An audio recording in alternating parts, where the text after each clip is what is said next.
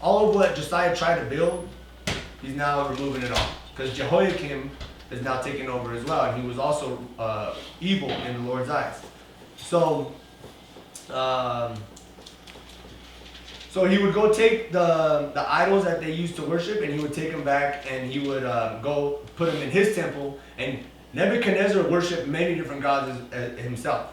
So God used Nebuchadnezzar. He was like God's puppet, is what it said. He didn't know that, of course.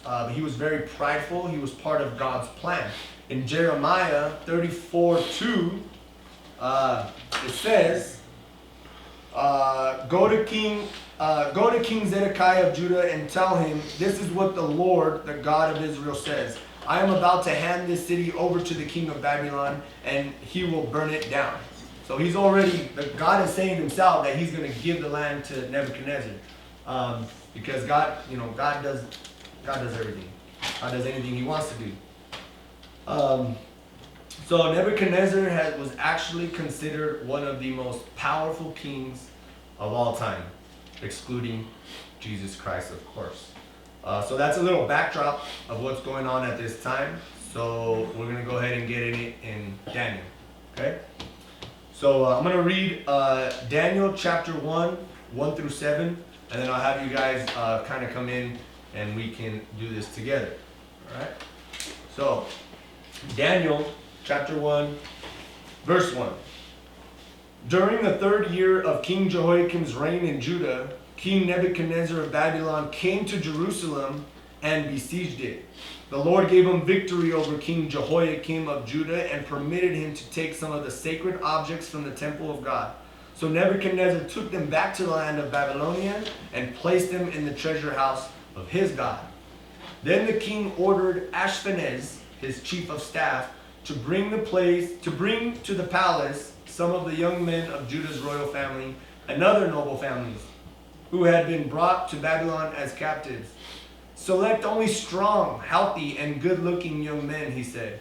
Make sure they are all well versed in every branch of learning, are gifted with knowledge and good judgment, and are suited to serve in the royal palace. Train these young men in the language and literature of Babylon. The king assigned them a daily ration of food and wine from his own kitchens. They were to be trained for 3 years, and then they would enter the royal service. Daniel, Hananiah, Mishael, Azariah were 4 of the young men chosen, all from the tribe of Judah. The chief of staff renamed them with these Babylon names. Daniel was called Belteshazzar, Hananiah was called Shadrach, Mishael was called Meshach, and Azariah was called Abednego. So, can I have somebody read just only verse 1? Any volunteers? Wait, 1-1 or? Yeah, just verse 1. In the 3rd year of the reign of Jehoiakim, how do you say it? Jehoiakim, king of Judah. I'm sorry, too much. It's okay. I'll pass, bro. My bad. I'm sorry. Can somebody else read number 1? In the 3rd year of the reign of Jerusalem, Jehoiakim, king of Judah, Nebuchadnezzar, king of Babylon, came to Jerusalem and besieged it. Thank you. So that's verse 1. So Jehoiakim had been king for 3 years at this time. Now in Jeremiah 36, it actually in the year 605 BC says Jehoiakim reigned on his 4th year. So amongst the research, with the research that I've done, it kind of went back and forth. Some said his 3rd year, some said his 4th year. So in this one it says his 3rd year. In Jeremiah 36 says 4th year. So we're gonna go with right here where it says in Daniel, Jehoiakim had been king for 3 years. Then Nebuchadnezzar comes through, surrounds Jerusalem. So Jerusalem was in Judah. Jerusalem was like Sacramento in California. It's like the capital city of that area. So Nebuchadnezzar comes in, goes to Jerusalem, takes over that area, and with that gained control of Judah. So this was his first attack on Judah out of 3 attempts. First was in 605 BC, where we just read right now. Then 8 years later was in 597 BC. And then 11 years after that was in 586 BC, where he actually ends up destroying the whole city. It was bloody and it was brutal. So we're going to be in Babylon pretty much this entire study. So I just wanted to share what's going on at this time. The cross-reference I have for verse 1 and for what I'm about to share is 2 Kings 24:1.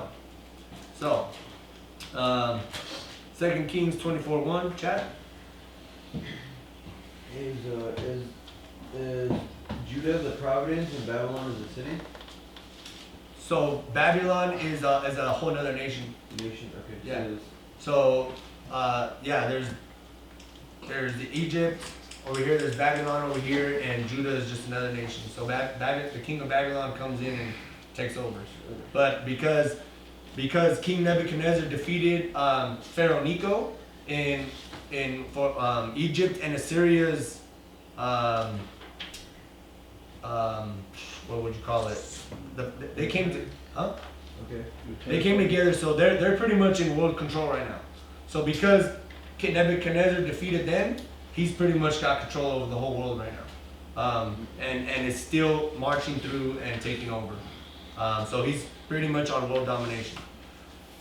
So going back to 2 Kings 24:1, which is the cross-reference I have for verse 1, says, during Jehoiakim's reign, King Nebuchadnezzar of Babylon invaded the land of Judah.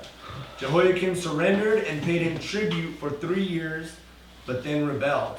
Then Judah sent bands of Babylonian, Armenian, Moabite, and Ammonite raiders against Judah to destroy it, just as the Lord had promised through his prophets. Now Jeremiah was a prophet that most likely Daniel heard him. Daniel heard this prophet before he was captured.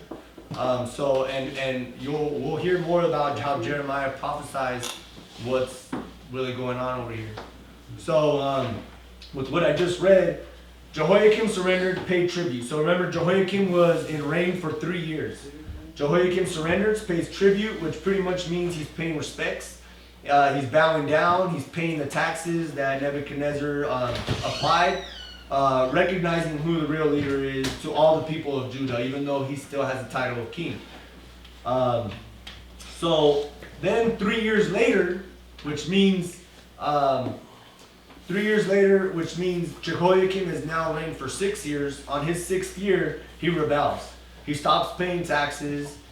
He stops basically showing respect to Nebuchadnezzar.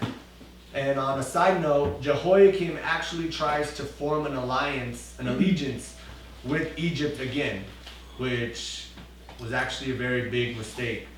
Within 5 years, after he starts his rebellion, by this time it's now 597.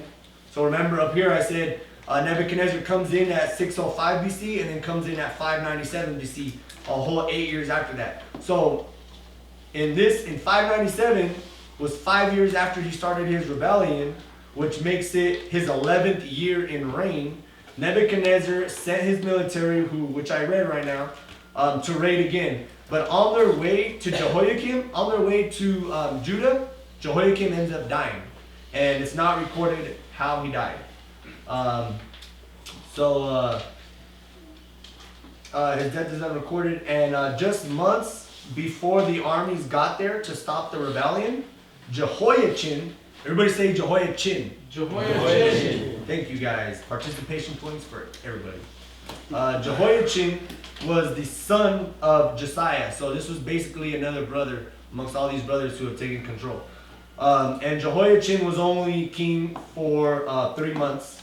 And he was only 18 at the time. When they got there and raided the place, they took treasures, captured people, including Jehoiachin and his mother, his family, and many other people. Everybody knows who Ezekiel is, right? Ezekiel, another prophet, another book. He was also in this capture. Ezekiel was captured in the second raid in Judah. But that's also a different story altogether. After the raid, Nebuchadnezzar comes and visits and takes 10,000 people, including commanders, craftsmen, and all the people who can be of use to his country. Only the poorest of people stayed. Jehoiachin's uncle became the next king, and his name was Mattaniah, and his name was eventually changed to Zedekiah. Zedekiah was 21 years old. He reigned for 11 years, which that from 597 where we're at right now, 11 years later is this 586 BC. So Zedekiah reigns from all the way to 586 BC. All these kings were evil. None were like Josiah. You know what? Zedekiah also rebelled again. So he rebels against the Babylonians and Nebuchadnezzar, and he led all his army in that year at 586 to destroy the whole city. He destroys Jerusalem, all of Judah, and just demolishes the land. He destroyed the temple and pretty much killed everybody. So I'm going to read 2 Kings 25:9. Let's see where I got it here. 2 Kings 25:9. It says, he burns down the temple of the Lord, the royal palace.